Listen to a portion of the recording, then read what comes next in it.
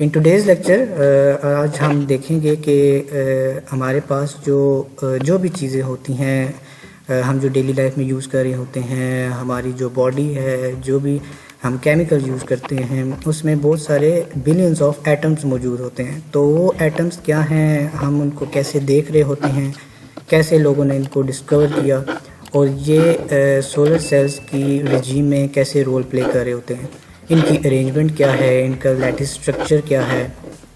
जो भी लेयर्स हम डिपॉजिट करते हैं उनमें एटॉमिस्टिक लेवल पर इनका क्या रोल है। फोटोवोल्टाइक्स में जब एटम के साथ फोटोन इंटरेक्ट करता है तो उसमें क्या हम चीज़ें देख रहे होते हैं, क्या नैनो टेक्नोलॉजी इन्वॉल्व होती है। सोलर सेल्स की एक ख़ास टेक्सचरिंग होती है जिसके नतीजे में हम अगर वो टेक्सचरिंग ना करें तो उसमें इश्यूज़ ये आते हैं कि हम एफिशिएंसी लॉस कर जाते हैं, हम पावर लूज़ कर जाते हैं, फोटोन की कंट्रीब्यूशन लूज़ कर जाते हैं। फिर इसके साथ आगे हम मूव करते हुए डिफरेंट ट्रेडिशनल सोलर सेल्स को PERC पैसिवेटेड एमिटेड रेयर जो सोलर सेल्स होते हैं, रेयर सेल्स जो होते हैं, इसमें एक ऐसा स्ट्रक्चर है जिसमें हम फोटॉन्स की जो लाइफ है उसको हम लूज़ नहीं करते। तो ये आज का हम एक ओवरव्यू लेकर चलेंगे जिसमें सबसे इम्पॉर्टेंट हमारी ये जो एटॉमिक कंट्रीब्यूशन है वो उस पर ज़्यादा फोकस दिया जाएगा। ठीक है, तो स्टार्टिंग फ्रॉम द फर्स्ट हमारे पास ये हमारा एक पीरियोडिक टेबल है जिसमें हमारे पास डिफरेंट एलिमेंट्स हैं और मोस्टली आपने FSC में इस पीरियोडिक टेबल को भी देखा होगा और आज हमें इसकी वैल्यू पता चल रही है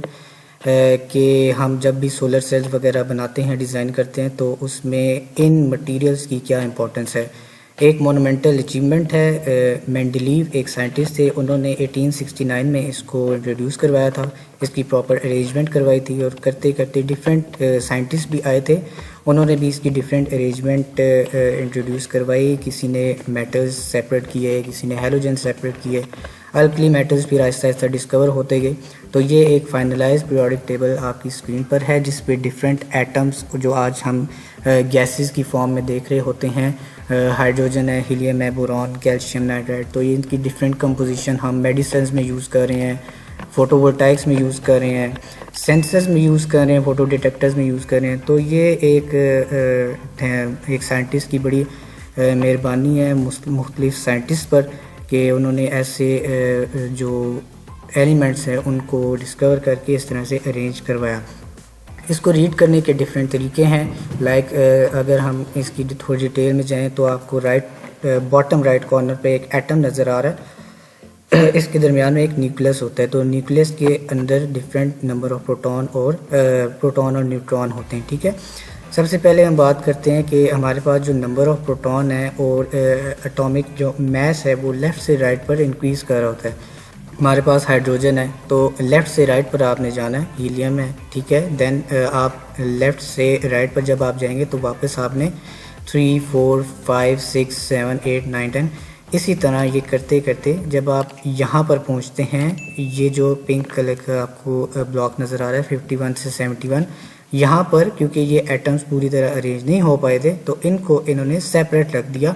और जो साइंसदान या साइंटिस्ट आते रहे उन्होंने इसको डिस्कवर करते रहे और उन्हीं के नाम पर ये एटम्स के नाम रखे गए। तो इसी तरह डिफरेंट नेम्स हैं। तो करते करते ये जो टोटल हमारे पास अभी तक एलिमेंट्स आए वो हैं तकरीबन 103। ठीक है, 103 टोटल एलिमेंट्स हमारे पास अभी तक डिस्कवर किए गए, जिसमें डिफरेंट रेडियो एक्टिव एलिमेंट्स भी हैं और हैलोजेंस हैं, सॉल्ट फॉर्मर्स हैं, अल्कलाइन अर्थ मेटल्स, ये सारे इस तरह के हमारे पास डिस्कवर किए गए। तो करते करते हमारे पास डिस्कवरीज आती गई जिसमें हमने और भी चीज़ें देखी कि जो एक एटम है उसमें डिफरेंट प्रोटॉन्स और न्यूट्रॉन्स देखे गए और उसको हमने न्यूक्लियस का नाम दिया गया। फिर हमने जो एटॉमिक नंबर है उसको हमने कहा कि जितने प्रोटॉन हैं हमारे पास एक एटम में उसको हम एटॉमिक नंबर का नाम देंगे। इसी तरह इनको एटॉमिक नंबर के लिहाज से अरेंज किया गया। हाइड्रोजन का एटॉमिक नंबर 1, 2, 3, 4 इस तरह डिफरेंट एटॉमिक नंबर्स के लिहाज से इसको अरेंज किया गया। देन हमारे पास सिलिकॉन था, सिलिकॉन जो हमारा फोटोवोल्टाइक्स में यूज़ किया गया है, 14 एटॉमिक नंबर है, meaning it has 14 proton in its nucleus. Then हमारे पास सिलिकॉन का जो एटॉमिक मास है, इट मीन्स कि हमारे पास 14 प्रोटॉन और 14 न्यूट्रॉन उसके न्यूक्लियस में मौजूद हैं। तो इट मीन्स कि हमारे पास सिलिकॉन का जो एटॉमिक नंबर है वो 14 है और एटॉमिक मास 28 है, ठीक है।